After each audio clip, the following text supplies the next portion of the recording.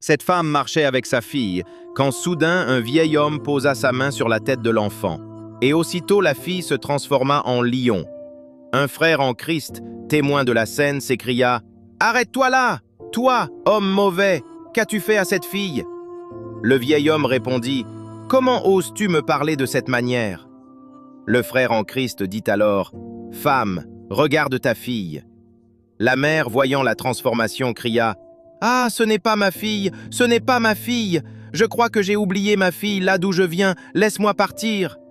Le frère en Christ lui dit « Reviens, tiens ta fille, n'aie pas peur. » Puis il s'adressa au vieil homme « Et toi, annule ce que tu as fait à cette fille. » Le vieil homme répliqua « Tu dois être vraiment fou de penser que tu peux me contrôler, moi le grand je suis.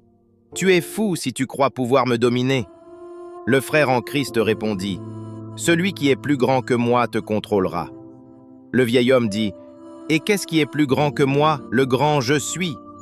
Écoute, si j'étais toi, je quitterais cet endroit maintenant. Sinon je te transformerai en chèvre et je t'utiliserai pour un sacrifice. » Le frère en Christ déclara « Je ne te crains pas, car celui qui est en moi est plus grand que celui qui est dans le monde. Jésus-Christ, mon Seigneur et Sauveur personnel, te contrôlera. Maintenant, je t'ordonne d'annuler ce que tu as fait à cette fille. » Le vieil homme répondit encore « Jeune homme, laisse-moi te donner un conseil. Un étranger bien accueilli reste une nuit, sinon il repart le même jour.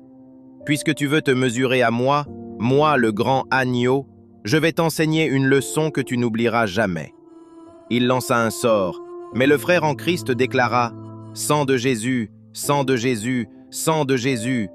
et le pouvoir fut annulé. Le vieil homme lança encore un autre sort, mais il fut encore neutralisé, et le frère dit « Je ne te crains pas. » Le vieil homme répliqua « Un enfant qui ne laisse pas sa mère dormir ne dormira jamais lui-même. » À ce moment, le frère en Christ commença à prier et invoqua le feu du Saint-Esprit pour le consumer. Après la victoire, il dit « Merci Jésus, merci pour la victoire. » Puis il ajouta « Femme, je t'avais dit de ne pas avoir peur. » Et il pria pour la fille. « Je prie pour toi, jeune fille. Tout ce qui a été planté dans ta vie et qui ne vient pas du Seigneur, reçois ta guérison et sors maintenant au nom de Jésus. » Aussitôt, la fille retrouva son état normal, et il conclut « Femme, sois toujours vigilante quand tu marches avec ton enfant. Ne la laisse jamais hors de ta vue, sois toujours dans la prière, car le diable, notre ennemi, cherche à dévorer, tuer et détruire la destinée. Mais merci à Jésus, notre